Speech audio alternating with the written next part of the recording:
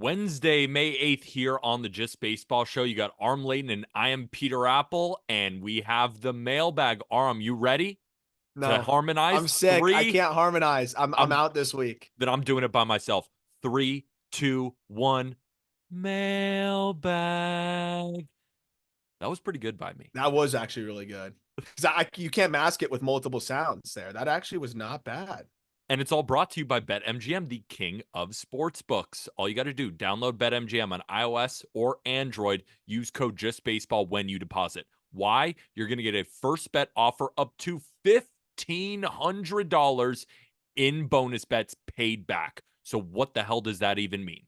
Well, if you use our code and when you deposit and you bet on standard odds, you can make one bet, right? It could be up to $1,500. If you lose it, you will get it paid back in bonus bets. If you win, nothing happens. So that first bet offer up to $1,500, don't leave it on the table. Use code JustBaseball at BetMGM. But remember, gambling problem, call or text 1-800-GAMBLER. Must be 21 or older. Terms and conditions apply.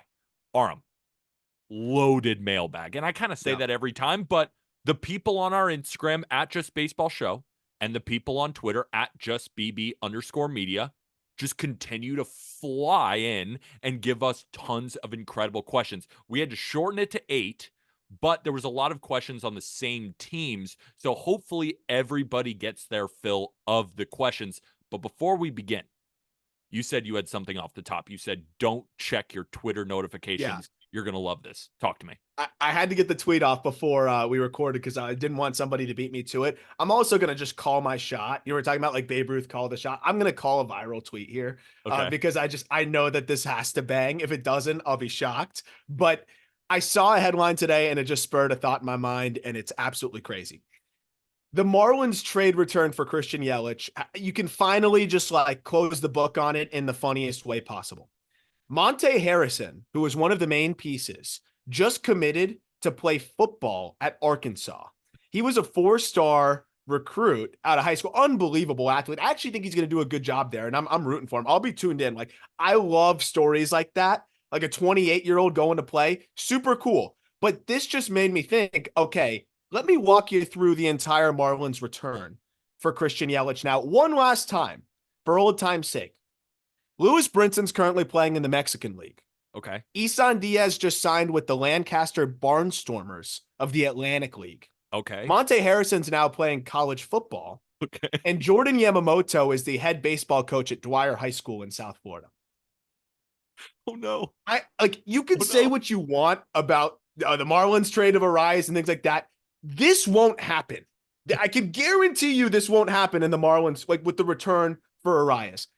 The Jeter regime was so incredibly terrible that from a scouting perspective, from everything, like this is all time right here. Like you can look at the Miguel Cabrera trade too and say that's one of the worst trades ever, but at least like they got big leaguers out of that. And like you can look back and say Andrew Miller turned into a good player, at least not with the Marlins, but he did. Maben had a career.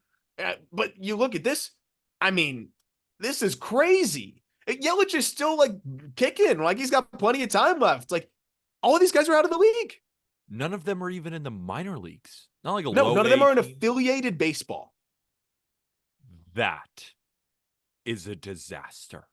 Before we move on, we could do an entire podcast on this trade, but I just have a few quick questions. Number one, Monte Harrison is 28 years old. How is he playing college football? How is that even possible? Look at him. No, I'm not saying he couldn't. I'm saying he's 28. How is he playing college football? So, yeah, he signed out of high school, has his eligibility. So, as long as he doesn't, you only lose your eligibility to play college baseball. So, he can play any other college sport as a professional. So, now that his baseball career is over, and it's pretty cool. Like, he made it to the big leagues. So, like, if he can say he made it to the big leagues and go back and play college football, like, that's pretty cool. There's been instances like Brandon Whedon. He did that, but he did it a little bit earlier where he was drafted by the Yankees, didn't work out for him, went back, played quarterback, and ended up getting drafted in the first round, which was one of the worst NFL picks ever by the Browns. I mean, why would you draft a 28-year-old rookie quarterback? But like even Russell Wilson, he failed at baseball first and then went back. But usually these guys do it at like 23, 24. That's what I was saying. He's 28. 28. Crazy. I'm rooting for him it's pretty damn cool. Like why not? Especially with NIL money now. Like if he's balling out, like he'll get himself a bag, I guess. But I guess I think he just wants to see it through. Probably always wondered what would have happened if he played football. His brother's in the NBA or was, Shaquille. I think this is a pretty cool story. I'll be rooting for him for sure. What position is he going to play? Receiver. He was a 4-star receiver out of high school. That is He was actually committed to Nebraska, unbelievable. if I remember correctly. I don't know what's more unbelievable. The fact that Monte Harrison, former Miami Marlin, is now going to be playing college football, or the fact that the Marlins didn't get a single minor leaguer or major leaguer still in the roster from that Christian Yelich trade. I don't know what's crazier. It's unreal. And it sucks because I love Lewis Brinson. Like, I don't want to Jordan Yamamoto seems like an awesome guy. I don't want to pile on those guys, but dude, that's what the trade return looks like right now. So, yeah, I thought that was a funny thing to start it off with. It's actually unbelievable. All right, we got 8 questions that we got to get to. Again, thank you all for leaving them on Instagram and on Twitter. And remember, we do these around bi-weekly. Last Wednesday, we did something else. I'm already forgetting what it was. But for some reason, we didn't do the mailbag on our regular 2 weeks. We're going to get back to it. So not next Wednesday, but the Wednesday after that will be another mailbag. If you ever want to ask your questions, again, Instagram, Just Baseball Show, Twitter at JustBB_media. Both are linked in the episode description. And how about this? If you're watching this on YouTube right now, hit that big red subscribe button. Why not? Let's get into question number 1. It's a good one. Corbin Carroll dominated last year. Who was the last person to dominate as a rookie and then have a sophomore slump? Will Corbin be able to bounce back? This was asked by Jeremy Perry, 36 on Twitter. Shout out D-Back's dad. He's awesome. I follow him on Twitter as well. He's the man. So first, I want to answer the first part of the question before we identify what's been going on with Corbin Carroll. I'll throw that over to you.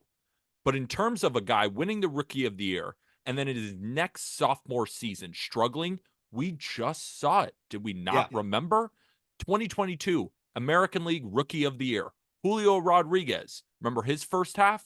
/249, 310, 411 for a 721 OPS. I feel like he just made the All-Star game as a, we feel that you're good enough, might as well sneak you in there. I mean, it's in Seattle. We need you. We want you in there. Exactly. And then in the second half, he had one of the greatest second halves that we've seen from a guy in his second year. 2022 National League Rookie of the Year. Now, this wasn't as extended of a bad stretch, but we are speaking to you on Tuesday, May 7th, so I thought I would add it in. Michael Harris, he won the Rookie of the Year back in the National League in 2022, 500 OPS through April and May to start the year. So if we're talking about rookies at the elite level, and then in their second year struggling, we just saw it with both of them. So it's not unlikely. That's why it's called a sophomore slump. A lot of guys get off to great rookie years and then just struggle a little bit in their second year. But that's not really what we're talking about here with Corbin Carroll. We are, but it does seem like this shoulder thing is lingering because there's been no pop in his bat, which is unlike Corbin Carroll. Remember when you were first breaking him down on the Just Baseball Show? You talked about the speed. You talked about the defense. You talked about the bat to ball. But you said what elevated Corbin Carroll to an elite prospect level was the fact that he could hit the ball 460 in that small 5'10", 170, 180 soaking wet. He could actually hit for legitimate power. We have seen none of that this year, which makes me think it's a shoulder issue rather than he just lost juice. How do you read Corbin Carroll's struggles to start the year? Well, so also one other name too. How about Jonathan India, rookie of the year in 21, 835 OPS, 21 homers, and then the next year 10 homers and a 705 OPS. So another guy that really struggled in his second season. But with Corbin, man, I think it's a few things. I do think that the shoulder, could be a nagging aspect or could have been kind of the byproduct of what ended up being larger swing issues. I also think this is a guy that's probably never faced really much adversity in his baseball career. He's been good at every single stop. He's dominated as a hitter pretty much at every single stop. But you talk about the power, his average exit velocity is down 5 miles per hour right now, which is insanely a large drop, to say the least. But also, if you look at the swing, he's always been a guy that gets his whole body involved. Obviously, he gets the most out of his small frame, but look at how wide he is when he is swinging now. Like, look at his base when he's getting into his swing versus where he was, I would say, last year. He's almost taken up the entire batter's box. And I think, I don't know if he's like trying to compensate for the shoulder not being there and trying to get the lower half more involved. I don't know if he hasn't realized how far he's gone in terms of how wide he is. But when you're that wide with your base, and like there's swings where you can kind of see there's almost no weight on his back foot, he's up on his toe, and it's a drift forward. Like I feel like it's hard to have, one, a tight turn and have that rotational explosion that he has, and two, really have anything behind you power wise. Like if you look side by side, I've been wanting to write a piece on this, and I'll probably do it at some point in the next couple weeks. But if the struggles continue, if you look at open side video, he is way wider and just looks way more out of control with the lower half. And it's a lot slower rotationally and bat speed wise. And I don't know if that's a byproduct of the shoulder or that's him trying to compensate for it. But there's definitely a change there with the lower half. And I'm speculating, obviously, but you said something interesting where you said, I don't know if he knows how wide his base is. I just have such a hard time believing that because, respectfully, if you're noticing it, I assume the Diamondbacks and Corbin Carroll are noticing it, right? Am I wrong on that? I would agree. It's interesting that, we see these struggles and there's no tangible change. It's just, oh, he's going to get right. What does Torey Lovullo say? Oh, this is the beginning of him heating up now. Here's the day one. To me, that's almost worse. Like I'd rather, and I know he's been better of late, so that is exciting. Like that is something to maybe hold on to, but the power still isn't there. I almost wonder, because like maybe they think it's not a big deal. I don't know. Maybe they aren't really diving into the video as much as you think. I would expect that they would see that, because if you look side by side, I mean, it's very obvious. Maybe they don't think it's a problem. I don't know. But when you see the difference at where he's at foot strike and then where he's at contact, it's a lot different. And all I have to compare is really good offensive numbers, really good EVs, and not so much this year. And there's a lot of, I think, a lot of people that would probably say that base and being that wide can be really difficult to control your body and to hit for authority. Obviously, Carroll knows a lot more about his swing and knows more about baseball than I do. But I think sometimes when you're a guy that's always had it and then you lose it, it's kind of hard to get it back because it almost came natural to you. So I almost wonder if there's really kind of a little bit of unwillingness to tinker and to change because he's never had to. And the swing looks similar enough, but when you really slow it down, the base is totally different. And I think it's crazy that they're not making mechanical changes and instead just saying, oh, it's approach, it'll even out, while they hit him 7th and 8th in the lineup. I think that's nuts.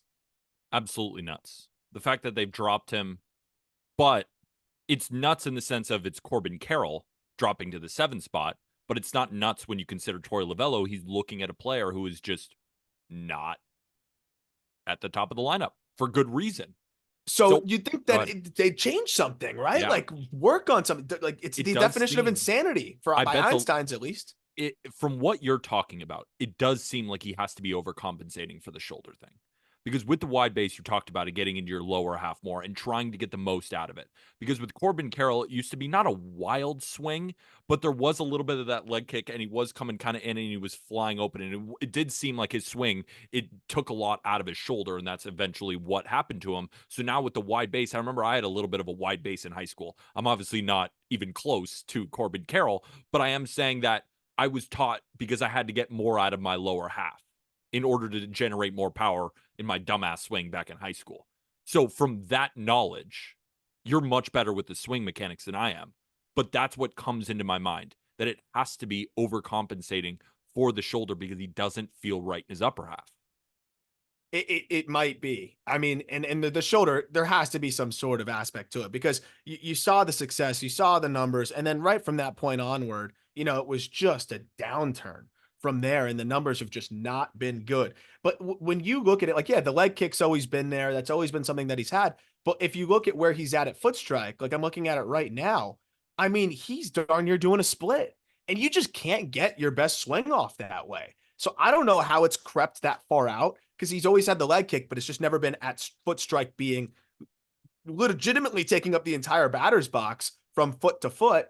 Like it's just so hard to one, keep your weight back, and two, still have a lot of power behind you when you are pretty much stretched out as wide as you possibly can stretch. And you can see there's just lunging a little bit to the swing, and the fastballs are getting on him a lot quicker. And it just seems like everything's up and on him, and he looks rushed. So, I mean, I wonder if that's something that they're going to start to look at because, again, I'm going to put something together now sooner rather than later because, like, I'm looking at it right now and it's crazy, like how wide he is. If you have a side by side, it is pretty dramatic when you see it side by side. But when you just look at the swing, I think to your point, because you see, oh, he's always been a big leg kick guy. He's always been, had these moving parts. It might be easier for him to mask how different it is right now. But when you freeze it at foot strike, I mean, his back foot is legitimately sideways and off the ground when his front foot strikes. That means he's not using the ground at all. So it just seems like he's kind of just inched away from where he was. And, it's kind of easy to do that as a hitter because, you're playing so often. There's so many little things that you're trying to do. Your shoulder makes you feel a little funky. You try to compensate and you can start to get away from the swing that had always work for you. It was a great breakdown by you. Let's move on to question number 2. We could continue to talk swing mechanics for the next hour. So let's move on to question number 2. So this team, Cardinals fans are they're very nervous. There was more Cardinals questions about how they should blow it up and how everybody's got to be gone and what should the Cardinals do more than any other team asked on our Instagram and our Twitter. So I grabbed one, but in reality, I could have grabbed 10 or more. So we stuck with this one. What would a complete rebuild of the Cardinals look like? Potential prospect returns for Paul Goldschmidt and Nolan Arenado, asked by Kai W.U.L. Taylor. That's Kyle Taylor Portraits. If anybody is ever wondering where I got these paintings, check out Kyle Taylor Portraits on Instagram. The dude is clearly a wizard, as you can see behind me. So when we're just looking at the contracts, what they currently have right now, so what would be going to another team if the Cardinals were to trade them? Paul Goldschmidt is a free agent after the year, so I don't think that he's going to be that expensive. Nolan Arenado, on the other hand, unrestricted free agent in 2028. But at the tail end of his contract, he's not that expensive. No, it's a good deal. It's a good deal. $17.3 million on average over the next few years. There's like a $21 million, then a 16, then a 15. I added them all together. It's around $17 to $18 million per year. We could talk about the prospect returns. This is a very wide-ranging question. We could talk about what we think the Cardinals could get for them. Will they even trade? What would the Cardinals have to do to actually commit to a full rebuild? Because the St. Louis Cardinals this offseason didn't act like they were rebuilding. They go get Sonny Gray. No. They go get Kyle Gibson. They go get Lance Lynn. And the bullpen has been good. It's just the offense hasn't been showing up. So what are you giving up on Brendan Donovan? We giving up on Nolan Gorman? Mason Wynn has been good. And you already kind of gave up on Jordan Walker by sending him down to the minor leagues. Yep. So there's plenty of young talent on this team. So I don't see them completely stripping down and waving the white flag here. But I said this, I think, before the season started. And then as we've recorded some of these episodes, I could definitely see Paul Goldschmidt being on the block. And with Arenado still playing great defense, I know the OPS is only around 750, but it's still Nolan Arenado. The least that can happen is that he's providing you Gold Glove caliber defense at third base. And you just have a professional hitter. His impact on the clubhouse, any team would welcome him into theirs. Oh, yeah. I mean, he's already over 1 point. I think he's like 1.2 WAR already on the season. And, he's really turned it around after the slow start. Like Arenado, he's just 33. Yeah. I think you can feel pretty good about going to get him at, the contract that he's at, which, as you mentioned, like goes down and down. It's 35 million this year. It's 32 million the year after that. It's 27 the year after that, and then 15 to wrap up, which will be 36. But at that point, I mean, that's a bargain if he's even half startable. But he has a no trade clause, and that's an interesting wrinkle in it. Uh, and I do wonder if he even, wants to go anywhere else, or if he wants to just finish out, his career for the most part in St. Louis. That no trade clause makes it a unique circumstance. And while it is an affordable deal, how many teams are going to be willing to just take on 109 million? I think that ultimately whittles it down a little bit too. So one, it needs to be a team willing to take on 100 million. Two, it needs to be a team that Arenado is willing to waive his no trade clause for. That makes it already more difficult to maximize your return. Goldie, I almost wonder if it's just not even worth it at that point. Like if he's a vet and he goes, I'd rather not get traded in the second half of this year. I wouldn't be surprised if they just held on to him. I think there's other pieces like a Ryan Helsley. There's others that I think will definitely be gone. But I almost wonder if the Cardinals don't really do much. I don't know if they really tear it down. I think they restructure. I think like the Contrerases of the world could be gone. Dylan Carlson could be gone. Ryan Helsley could be gone. And, those get you moderate returns. But I don't know if I see them trading an Arenado. I don't know. It just doesn't seem like their way of operating. They seem to always think that they have a chance to compete. I'm so glad that you answered the question like this, because I thought that you were going to give a lot of different trade proposals for Goldie and Arenado. And while I think that the Cardinals should consider trading them, I don't think the Cardinals do a damn thing. I don't think they buy and I don't think they sell. And I know that's probably the worst possible answer for a Cardinals fan to be listening to right now. But think about it. John Mozeliak is already nervous at every deadline. And what I mean by nervous is they rarely make the big splash. They've always been in talks for these guys because they have all the prospects and are able to, but they're never able to snap it in to gear and make that big deal. They also don't have a history, even last year, where they were worse trading any of the guys, right? They had opportunities to, and they still didn't. And then they showed their hand. They bought this offseason. This was a team and an offense that they expected to bounce back. So I'm sure in their front office, they're rationalizing it, saying, there's a lot of baseball left. Yep. We bought into this team. Why would we sell away pieces when we see the roster? And you and I see the roster too. Cardinals fans see the roster. It's a good roster. It's just none of them are performing. So, Cardinals fans, I ask you this question, all those listening. Once you tear down, then what? Yeah. Because if you tear down this team, you're looking at a very long rebuild, not a short one. And we're going to talk about another team that was second in questions asked. Spoiler alert, it's the Blue Jays. That might be a little bit easier, but it still isn't. These two teams, they're just in purgatory. They've bought, they've spent money. This is their team, and it's just not working. So it would be kind of easier for us to just say, oh, yeah, we're going to trade Arenado here. We're going to trade Paul Goldschmidt here. We're going to trade Dylan Carlson here. But then what, Arm? Then what? You're not going to get enough from those guys to overhaul your entire franchise. And also, this division is still wide open. Like, it's still a division that I think anybody can win. And that's the other side. They're 5.5 back. It's been a disaster. And the Brewers probably aren't going to keep pace at 20-14. They've already been slowing down a little bit. What do you mean? Too. I need it so bad. I plus 800 for them to win the division. Please don't say that. I need it. I know. At least if I'm in the Cardinals front office, I'm saying it. Tommy Edman is going to get back, at some point this year as well. That's a guy that you haven't even had. You're hoping you're going to get some more reinforcements there.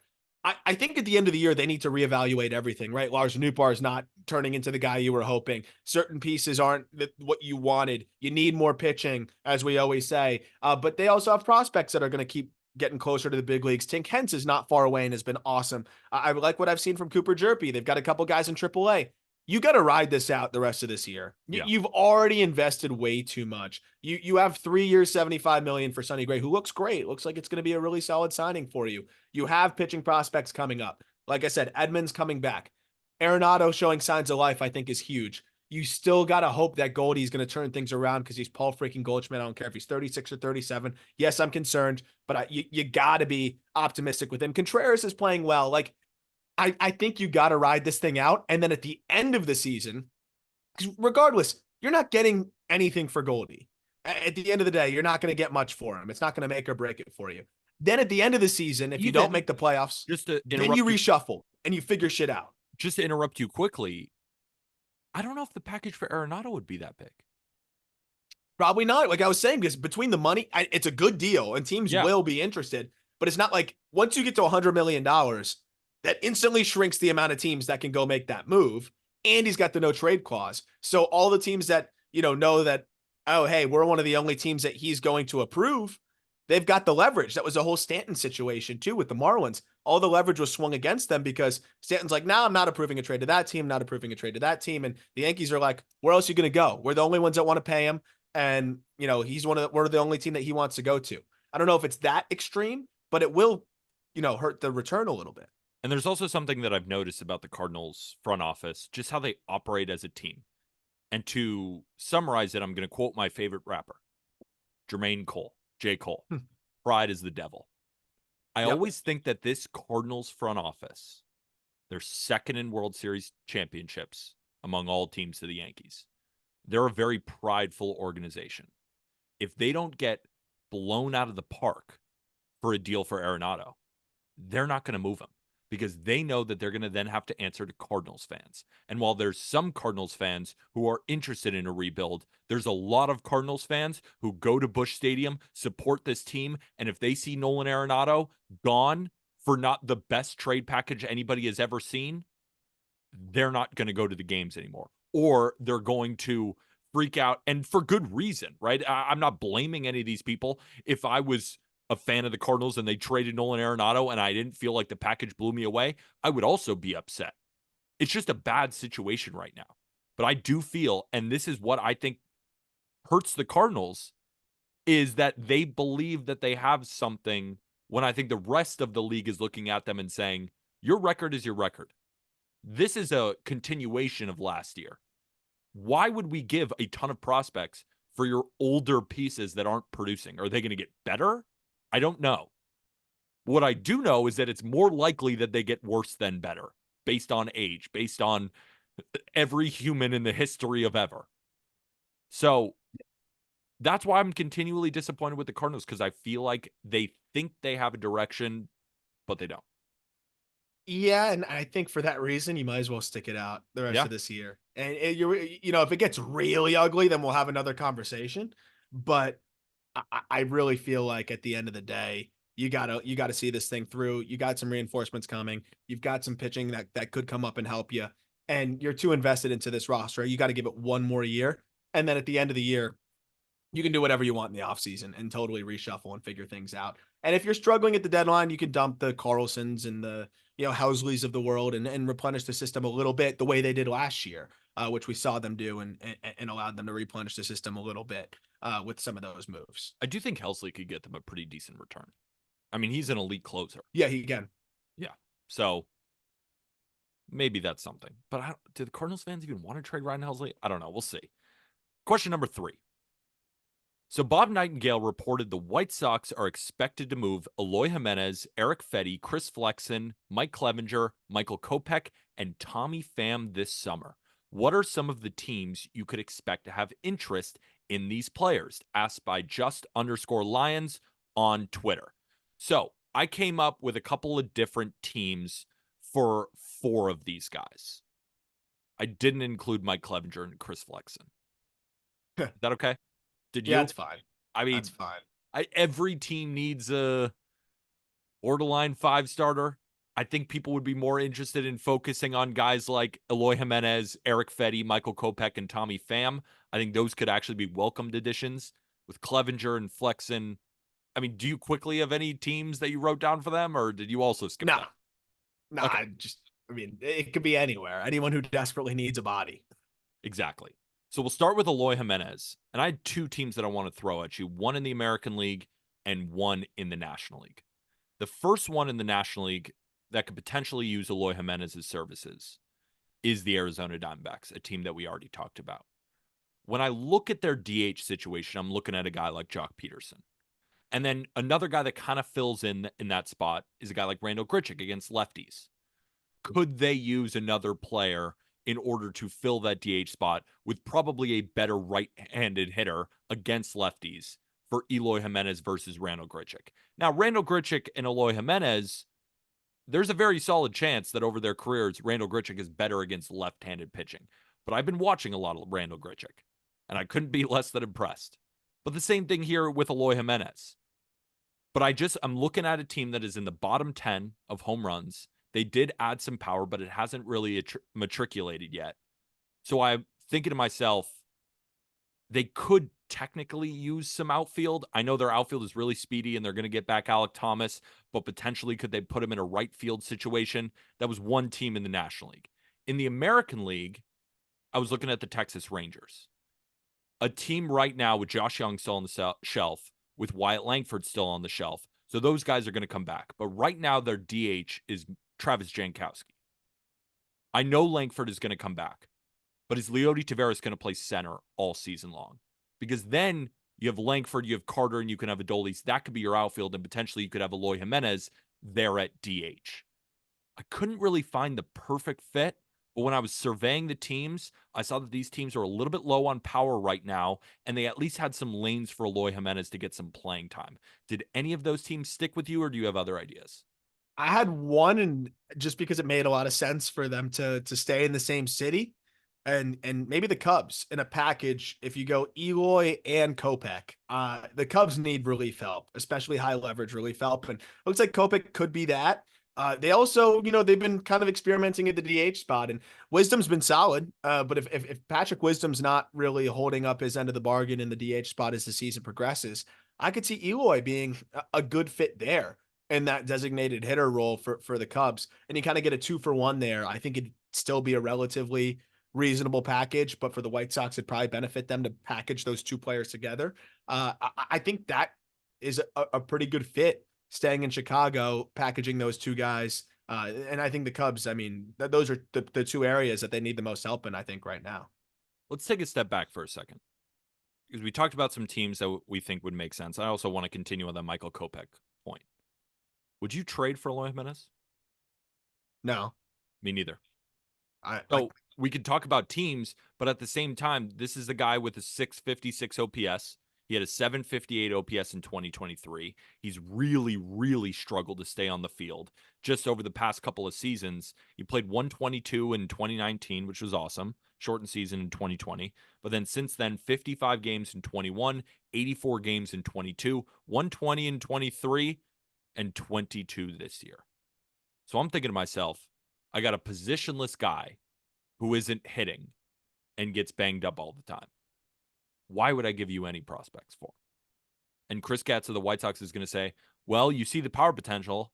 And I think to myself, okay, we'll give you a flyer. Yep.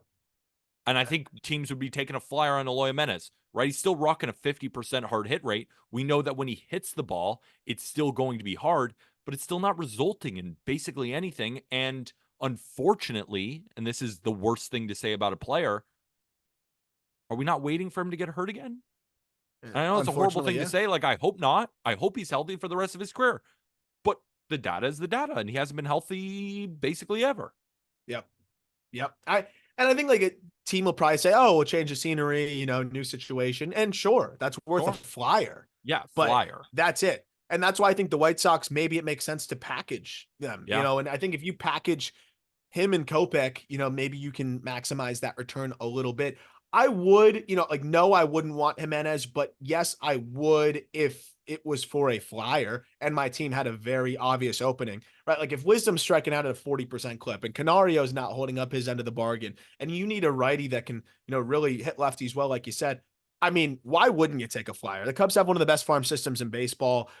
Why not throw a prospect the other way and bring in Eloy and see what happens? But other than that, if it's a situation where I'm expecting him to, take on a big role and I got to give up even anyone in my top 15, I'm probably not doing it, top 15 in a league average system. But with how hard he hits the ball, with what we've seen through stretches when he's right, like he's probably worth a flyer. And I think some teams will be interested in that, but putting the ball on the ground at a 55% clip is tough when you're a guy that needs to slug. So we'll see, but I think a change of scenery would help him. And I do think that there's teams that'll believe that. But other than Eloy and, I think if Fetty's throwing well, there'll be some market for him, of course. And I think Kopech's probably one of the better names now in this reliever role that they could probably get a decent return for. But I don't think teams are really going to be lining up for any of these White Sox players, to be honest. 100% I agree with you. And I also think that package deal sending him to the Cubs, because the Cubs, they have a good team, but they could be a lot better if they had anybody in that bullpen to rely on right now. It has been a disaster. Yeah. It's known on gambling Twitter that if the Cubs are up and their bullpen comes in for a decent amount of innings, bet against them. Like, it's been continuation. We were at the Mets game. I had a guy to my right who flew in from Chicago to watch the Mets series against the Cubs. Diehard Cubs fan. And I'm talking to him throughout the game. And once Shota was out of the ball game, he goes, "Great, now we're going to lose because it's close." Immediately. That was his reaction. And I said, "Who in this bullpen do you like right now?" And he said, "They can all go." And I was like, "Not even Albert Alzolay?" He said, "Not a real closer." I said, "What about Mark Leiter Jr.? He's been okay." He said, "He should stick in the 6th inning." And I was just like, all right, this is maybe worse than I even thought it was. So to put Michael Kopech on the Cubs would be huge, because he has looked electric since he went back to the bullpen, routinely touching triple digits. Numbers look much better. That might just be his lane from Yeah. now on, because Yeah. it just hasn't really worked in the rotation, which is fine. Mason Yep. Miller is arguably the best closer in Major League Baseball. They tried him as a starter, didn't work. Plenty of relievers are like that. So if Kopech Yeah. can find a home in the Cubs bullpen, and the Cubs and White Sox, they have a history there. Craig Kimbrell, I feel like, has been traded from the White Sox to the Cubs back to the White Sox maybe 10 different times. So they obviously have a communication line there. And it works because, I think Kopech as as a 5 ERA starter who's hurt a lot, doesn't get you much of a return. Kopech as a dominant closer actually might get you a better return. Like, that's the tipping point, right? Where Definitely. elite closer is worth like a middle rotation starter, but then a, setup guy is nowhere near the value of a 4 or 5 starter. So that's kind of that tipping point. But Kopech looks like, yeah, I don't know if he's done enough yet to say elite closer, but in a couple months here, if he keeps doing what he's doing, like you've said, and sitting 100 and overpowering guys, and I think the teams will be very interested with his pedigree as well. So that might be one of their better chips. And then Tommy Pham, this is the funniest part. They're gonna get a prospect for Tommy Pham, 100%. and the thing is, nobody signed the guy. He Crazy. signed to a minor league deal. He's playing great right out of the gate again. Shocker. A guy that was good enough to play in the World Series and hit in the middle of the order. Middle of the lineup is important. Like, he was not just like a flyer. He was in the middle of the Arizona Diamondbacks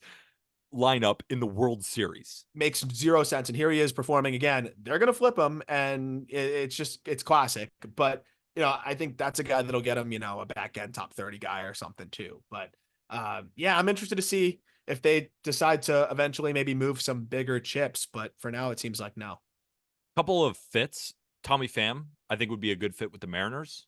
They could use some outfield help. They could just use some general offense. Right now, it's like Luke Raley and Mitch Haniger. And if you guys are relying, when I say you guys, I mean the Mariners, if you guys are relying on them to play the entire year and play good defense, like, I don't know, maybe a professional hitter who's been around the block, been in the playoffs before, would be a great fit in Seattle. So that was what my idea for Tommy Pham. Eric Fetty, you could make an argument for legitimately anywhere. A team that I brought up that I think is obviously, it seems like all of their arms are banged up, and Ryan Pepio is now day-to-day. Hopefully he's okay. But I thought the Rays could use someone like Eric Fetty, and he just felt like a Ray to me. Just a guy who comes back from the KBO, like, has this good breaking ball now.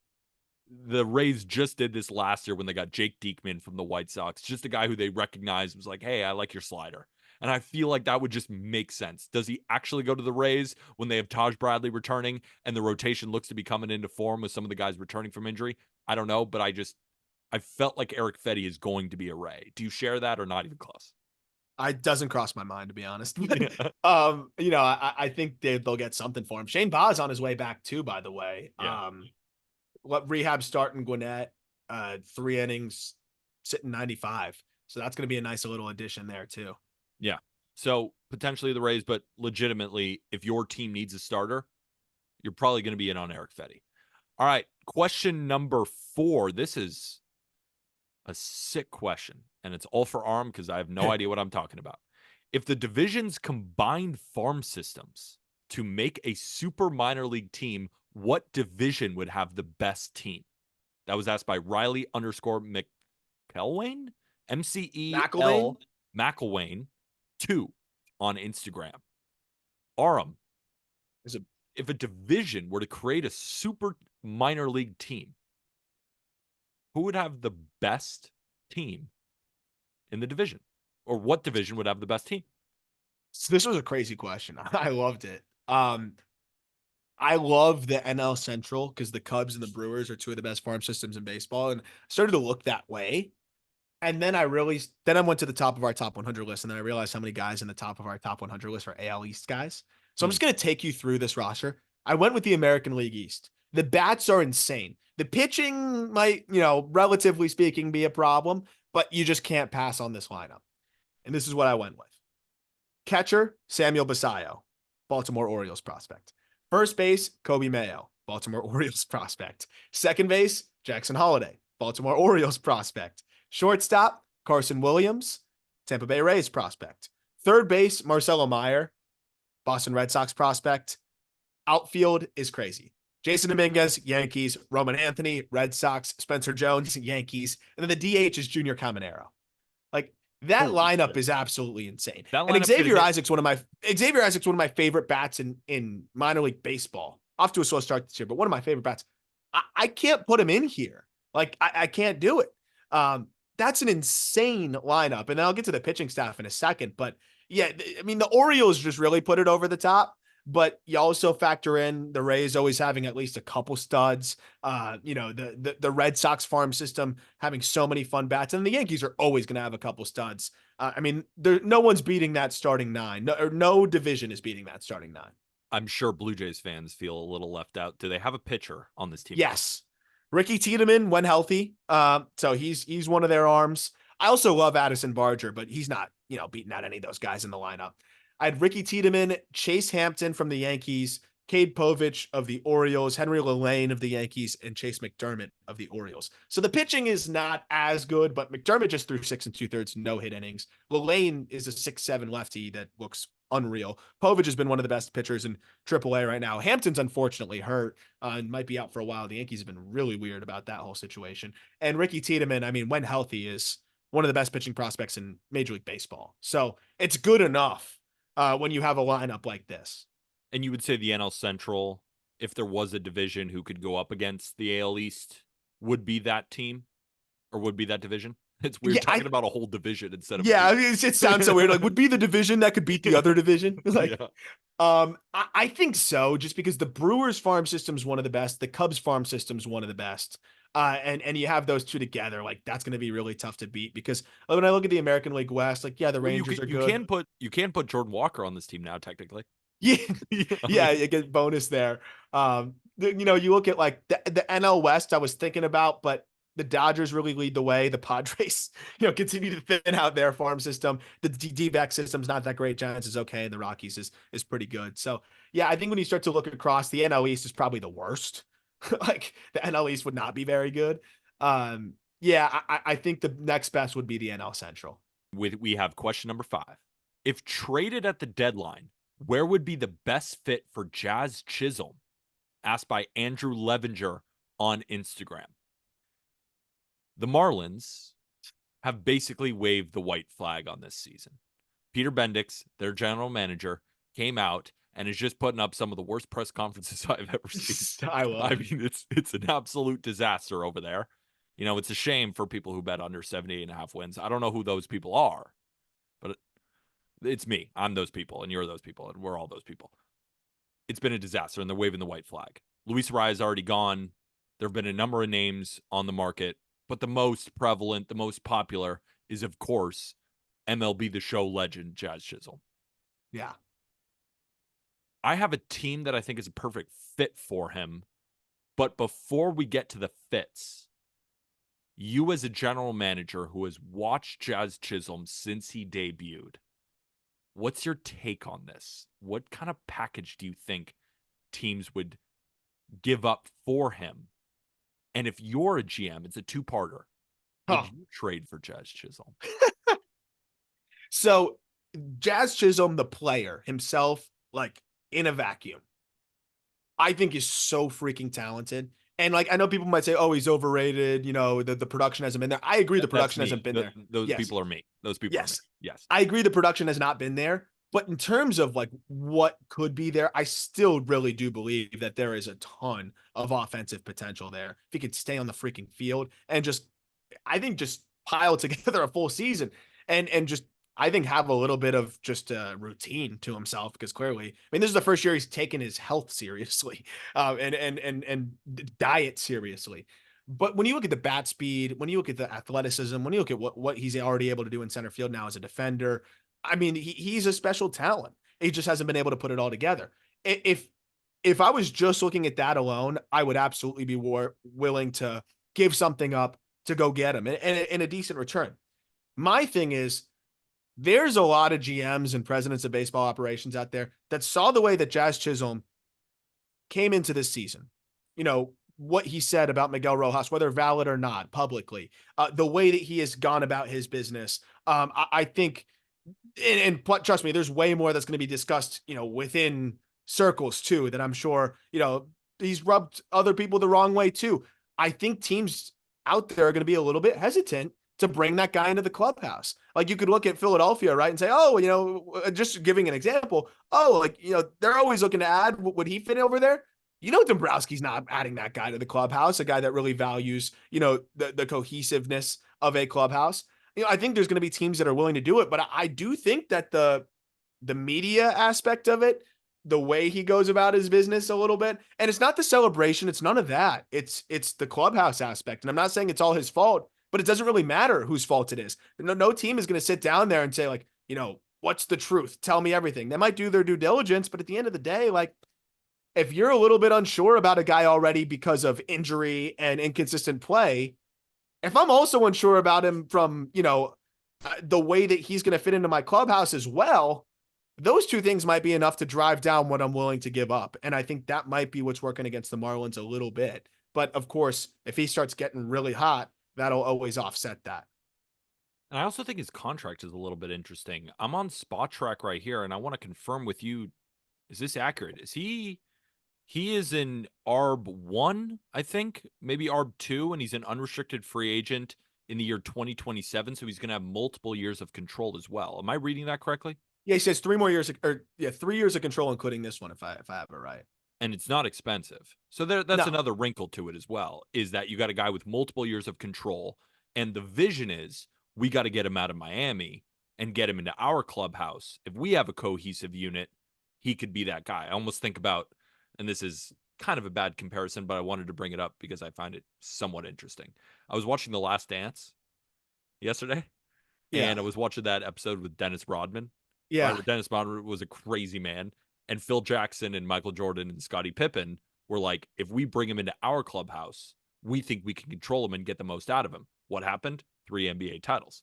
Now, I don't think Jazz is the level of player that Dennis Rodman was in the NBA, but I could definitely see some teams saying, if we get him into our clubhouse, we see the talent. We think it could really work here. Let's say that's a team's perspective. Let's look on and there will be teams that feel that way for sure. 100%. And he's a good person. It's not like he's some like, you know, garbage human. So he's marketable. You're going to sell jerseys. I think he's a well-intentioned guy. He just sometimes can't get out of his own way. And I'm thinking about the optics of it. There's going to be GMs out there that just don't want to go there totally, unless he's a guaranteed upgrade to their team. And right now, you're hoping, and he's talented, but you know, you have the variables of on the field and you have the variables off the field. And those are enough, I think, to make some teams unsure, but I think some younger teams are great fits. Let's say a team has a glass half full approach with Jazz Chisholm. What would the return look like? Are they getting a top 100 guy? I think they can get a top with Me 3 too. years of control and the defensive ability in center field. I do think they get a top 100 guy. And then, like, I think it's very similar to the Arias package, because remember, Arias less control and they had to eat money and he's limited positionally. Like, you're getting 3 years of control here. I think it's probably 75-80% of the Arise package, or maybe even close to it. It depends on, the eye of the beholder and how he's playing over the next couple months. Because he's a very volatile one where if he's going crazy for 2 months here, all of a sudden I think it's definitely at least an Arise package. But I think it's probably close to 75-80% of it. So before we talk about a physical package when we come up with our fits, do you think the Marlins do trade him? Yes, absolutely. Yes. I Like, do. he's gone. Is anybody else gone that you like have an inkling about?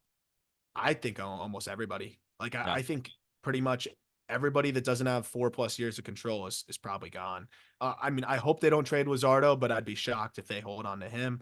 I think that this is the sign of, I think, a lot of moves coming. I think just about everybody, that because they don't have a ton of assets. So anyone that's a pretty good piece, I think is gone.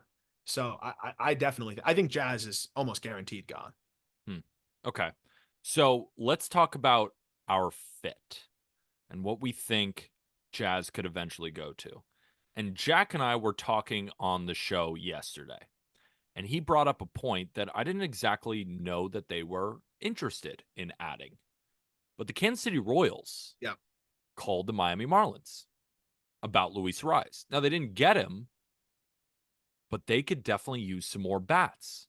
And I looked into their outfield situation, and I saw Hunter Renfroe, who has been an absolute hole offensively. Now, could he bounce back? Of course he can. He's done it before, and he's probably going to do it again, but limited defensively. Like, I don't know if he's the guy there, but he plays right field. Well, you got MJ Melendez, who got off to a really good start, but since then has been very poor. Now the batting average is again below 200. Do the Royals see him as a part of the future? Then we're looking at Kyle Isbell, who is off to a good start, but at the same time, respectfully, it's Kyle Isbell, right? So they could definitely use some outfield here. A little bit of spark. It's definitely going to get more Royals fans to the stadium. And you get a very talented guy with years of control. I think something that the Royals, we talked about at the beginning of the year, this was a year of finding who your core is. Now they're almost past that. Like the window is opening even farther right now. But I still think that they could use a guy like Jazz Chisholm. So if we're talking about a prospect package, what would the Marlins want in return? Now the Marlins farm, and correct me if I'm wrong, is stacked with arms. They really never have a problem with creating arms. Maybe they could use some more, but they did use their first round pick last year on Noble Meyer, who's another high school arm, but they continue to draft arms. And it seems like when we talk about Marlins top prospects, it's a lot of arms. So I was looking at could potentially this guy, Caden Wallace, this third base prospect, ETA in 2025, or potentially Gavin Cross, who was a first rounder. Remember, I think he was a Virginia guy, right? First rounder. Mm-hmm. Yeah, first rounder. I remember him in college, 9th overall. Yeah.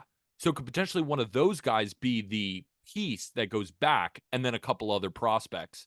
Wanted to gauge your interest on the Royals and a couple of those guys. And if that makes so the Royals are an interesting match because, we said, oh yeah, they could get a top 100 guy, but I think with the Royals, it might not be a top 100 guy, but they have so many solid, top 15 in their system guys that I think they could put together a package that the Marlins really like would like, and I think it would check some boxes. Caden Wallace is a no-brainer for them. They need third base. I mean, organizationally, they don't have anyone over there.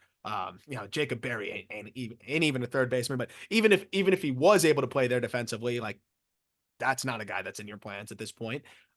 So Wallace, I think, could easily be one of the headliners in that deal. But I think it would be one of those where instead of having one headliner like Dylan Head with the Arias deal, you have like 1A, 1B headliner, and then a third piece. Caden Wallace, I really like. I think Gavin Cross, he had a slow start to his pro career, but super tooled up and like could be a buy low candidate. And then Carter Jensen. I mean, talk about the Marlins are screwed at catcher right now. Like Carter Jensen's been awesome this year. Looks like he's starting to figure things out. That could be a piece that goes the other way too. Like I could see them going more quantity over like sheer like just quality, one or two pieces here. Like a Wallace, a Carter Jensen, and Gavin Cross or somebody else. And you know what? Like I'd be happy with that if I'm a Marlins fan, because again, you're just influx of position players who aren't 5 years off. So you're not doing a total tear down. And getting guys in here that I think are at positions of need. I think something along those lines would absolutely work. Is there another team that you had on your mind? Because I that know was the one I had, which Yeah. was funny. I just they've had that line of communication too. Like Yeah. the Vinny Pasquantino Luzardo conversation that was reportedly had, right around the holidays. They clearly have a line of communication there. I was looking at the Cincinnati Reds. Hmm. And I know they have Friedel, but he continues to be banged up, and He is back though. Shout out TJ he is Friedel. back. Back. And I love TJ Friedel, but that could be a guy that just elevates you on another level. And could you imagine Ellie De La Cruz and Jazz Chisholm in the same lineup in terms of how electrifying, but also in terms of talking about an organization that can tend to penny pinch. That could be a real, I mean, they'd be one of the most marketable teams in Major League Baseball. But beyond that, I mean, the speed power combination that they'd have there, a guy that could play center, but maybe you slide Friedel over to left. That allows him to stay healthy, or they take turns in center. You have more athletes there. I think the Reds could be a fit. I don't know if they want to subtract from the farm system like that. But with the way that they've been able to draft of late and where they're at, I think that could be a good partner for them. But then you look across the landscape, like, are there that many other teams that are going to want to add in center field that, or I would say, are there that many teams that want to add that need help in center field? I feel like most of the teams that don't have a center fielder at this moment stink. Like, that's usually the common theme, right? Like, bad teams usually don't have good center fielders. So I think the Reds are the only other one that I could kind of talk myself into. And with them not starting great, that could be like the spark for them that they want. Other than that, it's kind of hard to find a true fit. I don't know about you. Yeah, I think the Reds is a good one. I was just going through all the teams, and it's like, all right, could the Guardians potentially use him in center? But there's no fucking shot the Guardians are trading for Jazz Chisholm, No. right? So the Royals was really kind of the only team, and it's funny because Kyle Isbell, when I was going over those outfielders, he's been the best one, and he plays a lot of center. So how would they even maneuver that? I'm sure Royals fans are like, hey, you're talking shit about Kyle Isbell while he's hitting almost 300. I know. I'm just trying to find a spot for this guy. And that's why there's a part of me that says, I don't know if the package is going to be that big because you have to qualify who's going to be interested anyway. It's going to be Yeah. a contending team. I don't think it's going to be a non-contending team. No. But all the contending teams, a lot of them have center fielders. And then the teams that don't often do that. Like, will the Rays, could they be involved even though they have Jose Siri? I'm just saying because he's not off to that great of a start. Like, this is what we're dealing with here. Like the Blue Jays, I guess, but they have Kiermaier. I don't know. And Varsho's playing great, and like there's just no Exactly. need. So There's it's no like need. There's no like really the it's tough. Phillies make all the sense in the world from a roster perspective. Yohan Rojas, we had tons of questions about him. What do we do with him? But the thing is, he is a good defender. I know he's had some mishaps, but he's obviously a good defender, but he can't hit. Would the Phillies do it? I totally agree with you. And I'm so glad we brought up that Phillies point. There's no way Dombrowski brings him in. There's no I way. couldn't think I of a cannot less see it. likely fit from that standpoint. Dombrowski, the king of knowing his clubhouse and knowing who's going to fit in there. I don't think there's a guy that would fit into a clubhouse worse than Jazz Chisholm in the Phillies clubhouse. Like, I just, you have the old school Philly. A lot of those guys in that Phillies clubhouse are the like old school, like play the game the right way, blah blah blah, and they all get along. And I think that's just the way it is. It's definitely a unique spot there where I don't see Dombrowski doing it. And then you look across the rest of the teams, it's like, who else is gonna really make the push? I think it's Reds. I think it's Royals. Like Mariners, And maybe, but I know they have Julio in center, but maybe you could put him in an outfield spot because yeah, they you can put him in use another him. spot. Maybe I don't Maybe. know. Like, But like Josh Rojas is destroying baseballs. He's playing a lot of second base too. So I don't know where he goes. the Angels. Like, Yes. honestly, Let's like send him to the Angels. Perfect, Aram. wouldn't shock me at all It wouldn't because he shock has me. 3 years of control. I think Perry Minasian would talk himself into, this is just a good buy low opportunity. This is going to make us good for the next 3 years. This is yes, we're not giving up on this season yet because, we're never out of it. We're going to get Mike Trout back. The ghost of Shohei Ohtani is still here. Yes. But even if it doesn't work for this year, we've got him for multiple years after this one. This was a move that we couldn't pass up on. That's what I could see that.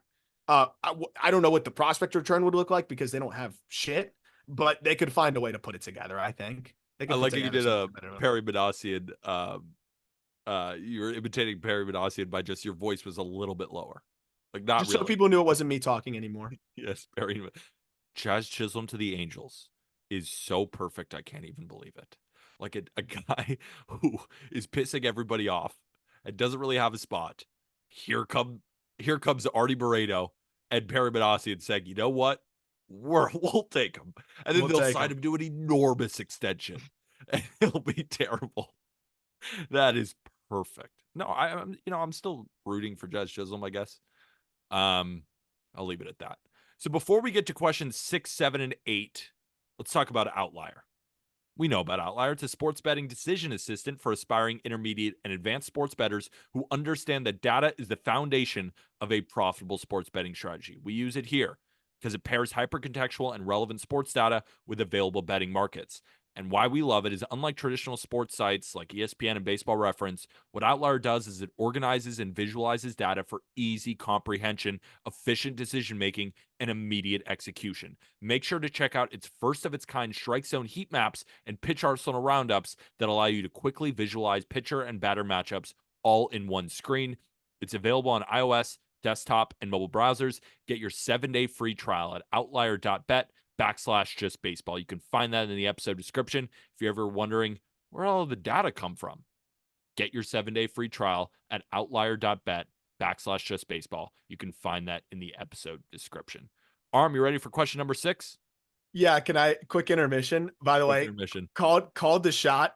Since we started recording, that tweet has 301,000 views. Yeah. And it just got quote tweeted by David Sampson, who was the president of the Marlins at the time, and he said, and this is by the way, for those who may have forgotten already, this is in reference to the Yelich package. The guy who was the president before of the Marlins said, all because Jeter wanted to trade him. ... No responsibility on his side. No, because he got fired. So True. Yeah, he did. Jeter took over. He got fired. Yelich wasn't happy when they were starting to tear it down, and but at the same time, they had so many years of control, they could have kept him. Jeter said, if you're not happy, get out of here. That's pretty funny though. Like, again, shows you like it's different times. Trading just to trade doesn't always work. And that's kind of what Jeter did there. But just funny, the president before him just using that as an opportunity to still just dunk on Jeets. Classic. Derek Jeter, 6th all-time in hits and one of the worst general managers, owners, whatever it is, whatever his job role Look at was. Michael Jordan, man. Michael Jordan wasn't too good either. Those Charlotte Bobcats, not ideal. All right, let's get to question number 6. This is the question that everybody always loves. What team under 500 is going to end up in the playoffs? Asked by Michael_Rokicki, ROKICKI on X. Shout out Michael. I got my 2 answers. You go first. I think the Astros are going to make the playoffs. Final say.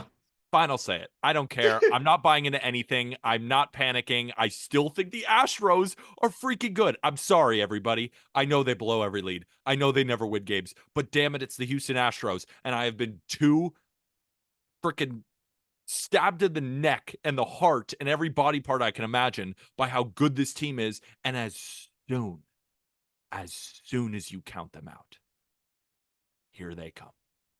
Now, will it ever happen this year? I don't know, but I cannot say it's not the Astros because also they are 8-21 versus teams that are over 500. Their record is 12-22. They have had the hardest schedule to date in Major League Baseball. They have only played 5 games against teams right now that are under 500, and they are 4-1.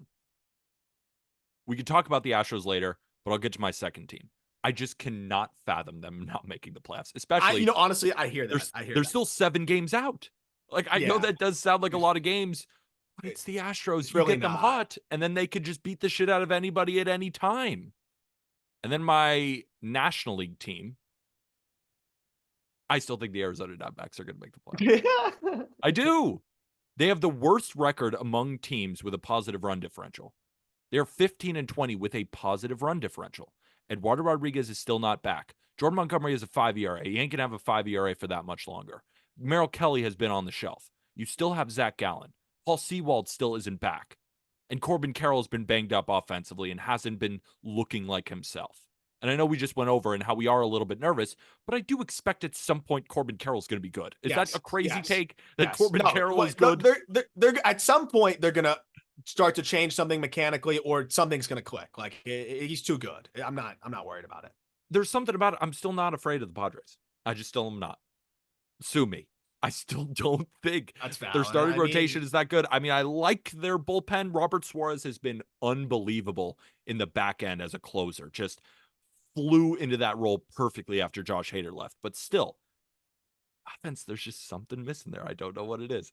But I still think that the Diamondbacks can make the playoffs. And when I look at the run differential, when I look at their roster, when I look at some of the guys who are underperforming, they're still not that far off. I still think that they can make the playoffs. And then again, we're looking at teams that are under under 500 right now. 500. So there's not a lot of choices to go with. But those are my picks, the Astros and the Diamondbacks. The Astros scare me because I agree. Like they could, they're the one team. Like the D-backs, I get it because we saw what they did last year. They added, they're talented. They're $100 million players, been playing terribly, and has MVP upside in Corbin Carroll. I just feel like the Astros are on a different level of like when it clicks for them, they could go like 20-1 in Yeah. 21 games or something like that. And you're just like, holy crap. But my team's the Cincinnati Reds.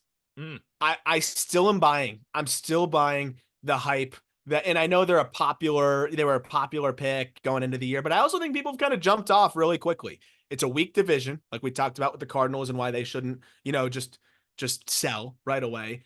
I think the Brewers are better than people gave them credit for, but I don't think that they're going to just pace the division the entire year. I do. The Pirates are not that great in terms of right now. I think you look at the team, they have a lot of key guys not hitting right now. I mean, Will Benson's been brutal. Heimer Candelario has been brutal and banged up. Christian Encarnacion Strand has been terrible. I think they've got a lot. TJ Friedel's been hurt. So you have a whole lineup that's been banged up.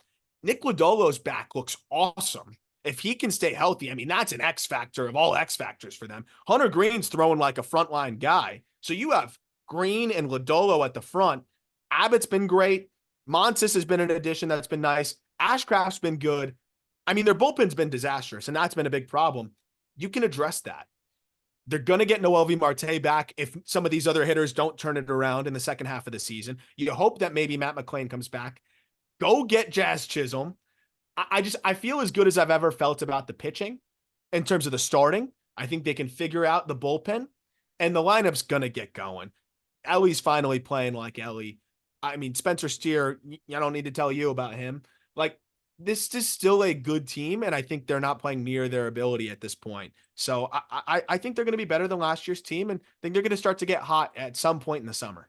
I agree. I think if you were to go with the team in the National League right now, you're looking at probably the Reds or the Diamondbacks. I also considered the Mets, but I also didn't, because I was like, all right, if Kodai Senga comes back, Christian Scott has proven that, yeah, he's a dude. He's that guy. He's that guy. I still like Quintana. They still got a couple of arms that I don't mind. I still like the bullpen and the offense. Like, I still think it's good. They just added JD. Like, he gets his feet under him. Lindor's coming to life. Like, yeah. There was JD's starting to swing it. I'm tired of doing this rinse and repeat, but he's starting to swing it. But in the back of my head, it's still, I just keep hearing the same report that we heard at the earlier part of the season and before the season started, bridge year.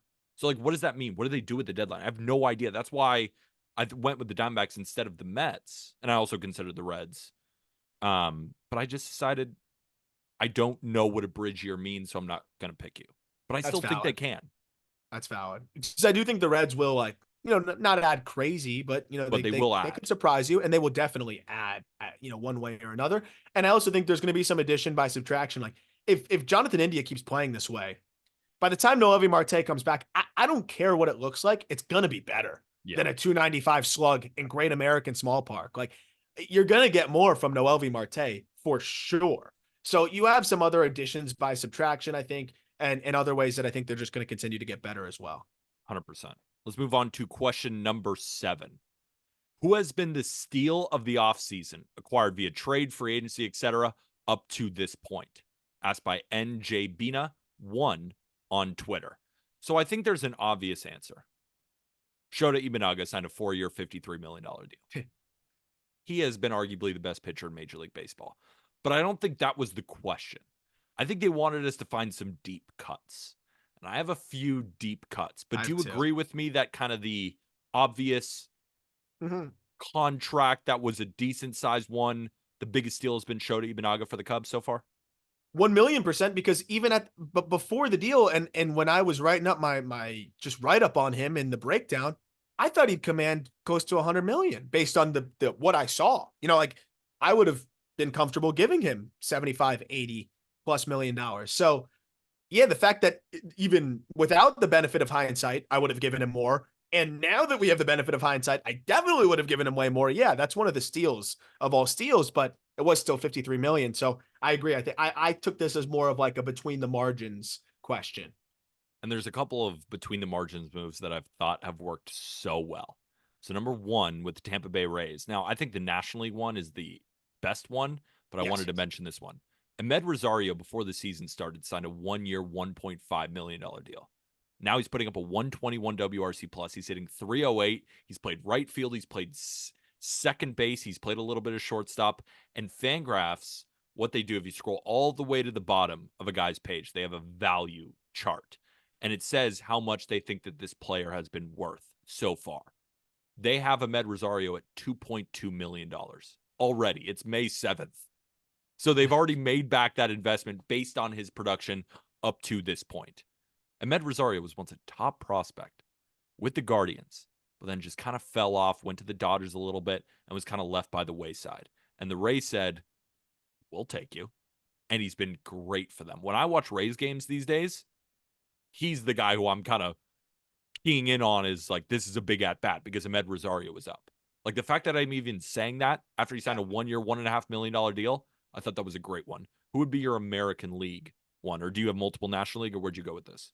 I have one from each league. It's funny too, because like with Rosario, I mean, by the time the Mets moved him in the Lindor trade, I think people were just like, ugh, Yeah. we'll see what he can do for them, whatever. And he had that crazy season, then falls right off again, and then now seems like he's right back at it. And the Rays have identified. I have another Ray too. I think the Jose Caballero trade, Yeah. because of what they gave up and because of what he's doing, in terms of playing shortstop, and for a team that desperately needed it. I mean, like you lose your franchise cornerstone and you need to plug someone in there. You don't want to rush Carson Williams. You don't want to put Caminero there because he's just not a shortstop anymore. Like the fact that they could go out and even if he was replacement level, I would have thought it was a great move because they traded Luke Raley for him, who's been, unusable for the most part. He's starting to swing it better, but I mean, this is a bat first guy that is not hitting.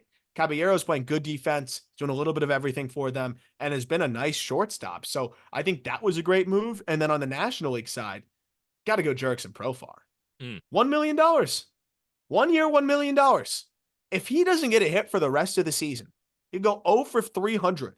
I still think it was a good deal for what he's given them up to May 7th as we're recording this. Like, I mean, that's 300,000, less than 300,000 more than the league minimum. There's guys on minor league deals. I'm pretty sure Miguel Andujar's minor league deal with the Pirates last year was worth more than this deal for Profar. Like that is to me is an all time steal too, given what he's doing. I wrote down Jurickson Profar as well, and I was going to say it, but I'm glad you did. That was the answer in the National League, but I did include one more. Jesse Winker also signed a minor league deal, and he has been awesome for the Nationals. 130 WRC plus, 4 bombs, 2 steals, playing left field, put up a 0.7 FWAR already. By Fangraphs value, $5.7 million. He's going to net the Nationals a prospect at the deadline as well. Yeah. And that's where you got to eat if you're in the bridge year or you're a rebuilding team. Identify those low cost bounce back guys. And we knew Winker could swing it. It just hasn't been there the last couple of years. I agree. I think it was a great find for them. 100%. And our last question. Here we go, Blue Jays fans. Let's talk. Oh. Is the window for the Blue Jays closing? Feels like a strong rotation is being ruined by a poor offense and a bad bullpen. Are there any pieces that can get them to try and right the ship? Asked by Jake Trussler 28 on X.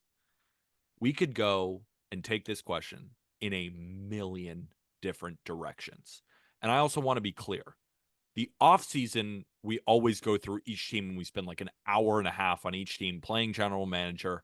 So again, similarly to the Cardinals, this will have to be an off-season approach. Like if we're talking about tearing it all down, what are we going to do? But right now, Aram, this Blue Jays team is so underwhelming, it's ridiculous. The offense. I was right about Vladdy, and I was wrong about Bichette, which means that both of them have been bad.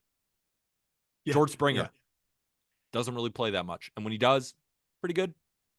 Like Dalton Varsho has been their biggest watch so far, besides Justin Turner, like the 38-year-old DH that they got. Go ahead. You're pointing You're missing a king right now. Davis Schneider. I am missing the king, Davis By Schneider. the way, he's been like their best hitter. Best hitter. They're just realizing that they should play him way more. Like he has 86 plate appearances. He's been their best hitter. And then I look at the rotation, and I look at a lot of older arms. And when you say strong rotation, kinda.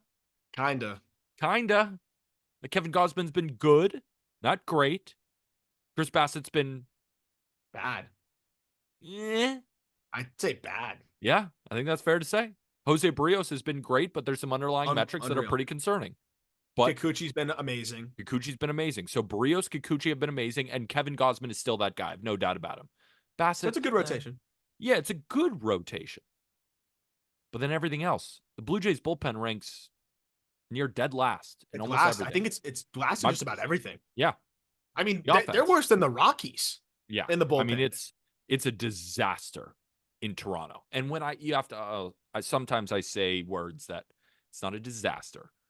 The White Sox are a disaster.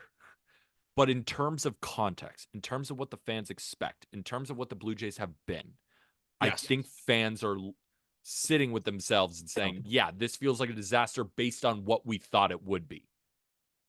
And this is just that same Blue Jays team that it's just a lethargic bunch. It just doesn't look like a team with a ton of athleticism. It doesn't look like an exciting team to turn on the TV. And when they're down, the game's over. And when they're up, the game ain't over, if you know what I'm talking about.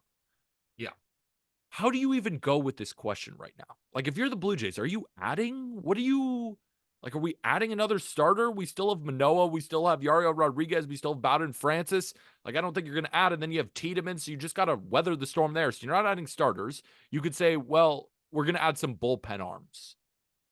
I mean, you got to add Mason Miller and Ryan Helsley for me to start falling in love with this bullpen, to be completely honest with you.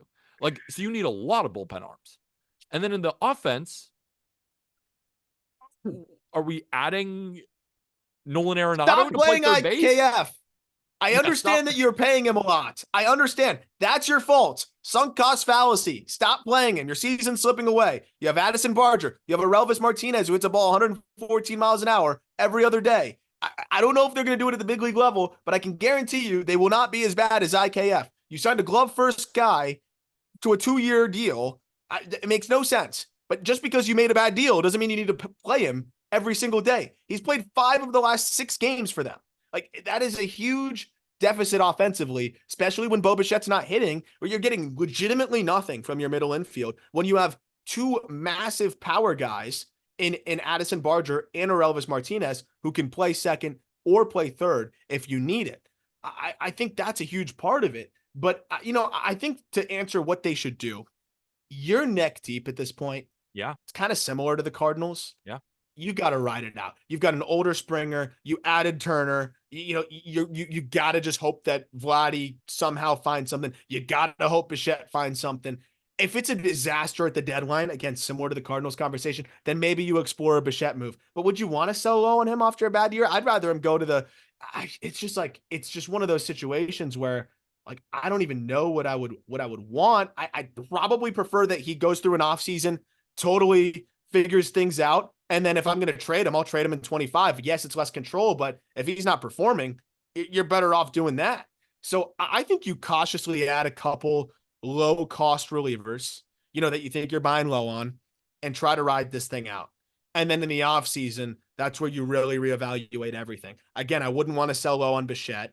I really wouldn't want to. So I think you're kind of stuck. I think you'd have to trade a couple pitchers if you're really bad at the deadline and go from there. But, trade Turner, trade some of the older guys if it's really ugly. If you're in the hunt enough, ride it out.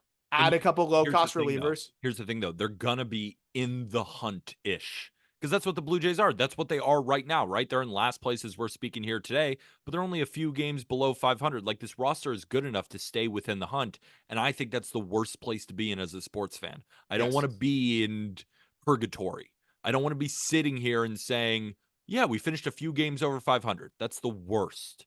I want to be terrible or I want to be great because I want to reload the farm system. I want to be like the Nationals right now, just like fun. And they got some young guys, and we're figuring out who our core is. And the Nationals have a better record than the Blue Jays do. That's Yeah. where I want to be. I don't Yeah. want to be the Blue Jays right now. And I understand, Blue Jays fans. Do we buy? Do we sell? We have to wear this out. We just Yeah. have to see because it is early. Like, we record every day, right? So it's like we got to have a take, at least on something, or at least a breakdown. Sometimes, very similarly to the Cardinals, it is a wait and see type game. We just have to wait, see if Vladdy comes in and looks like the 2021 version. We have to wait and see if Bichette is the version that he has been in his entire career so far. And we have to see if George Springer can stay healthy, and that's it. Because when he's on the field, he's fine. It's just he has to stay healthy and he has to be in the lineup. But it's just the returns just aren't going to be good enough. A Springer return's not going to be that great. You're selling at the bottom of Vladdy Jr. You're selling at the bottom of Bo Bichette. Like, you got to just weather the storm at this point. But here's the main problem with the Blue Jays, too. You know, when I'm going through my daily betting picks, they can't hit righties. They're facing mostly righties. They kill lefties.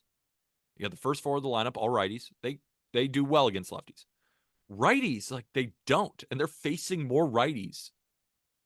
It's just not a good offense. Like, even so if they the should pitching, it should probably give Addison Barger more opportunity then. IKF's not helping you against righties. Are you sure? Maybe. But we did sign him to a 2-year deal, and we got to play him. Yeah. We made that mistake, so we got to just keep making the mistake compound.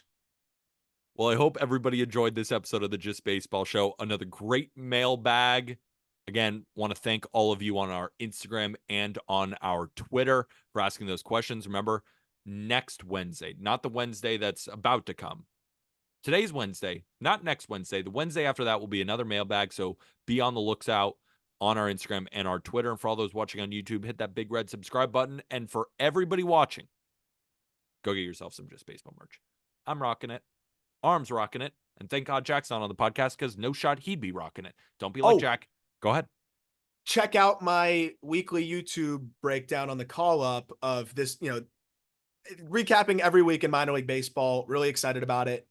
Me and Peyton, our video extraordinaire, has been, we've been collabing on it. It's been really fun. Basically, even if you're not a huge prospect head, great way to know what's going on across the minor leagues in about 8 minutes. And I fly, we walk you through everything with highlights and kind of Sports Center style, old Sports Center style. So make sure to go check that out on the Call Up YouTube page, not the Just Baseball Show. So not this channel that you're watching this episode on. Search the Call Up on YouTube and you'll find those weekly breakdowns from our guy, Aram Layton.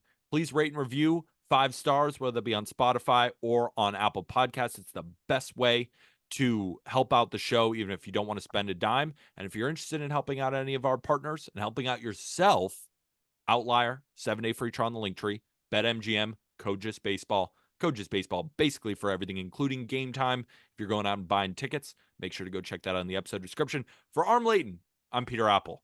We'll see you tomorrow. And with that, thank you, everybody.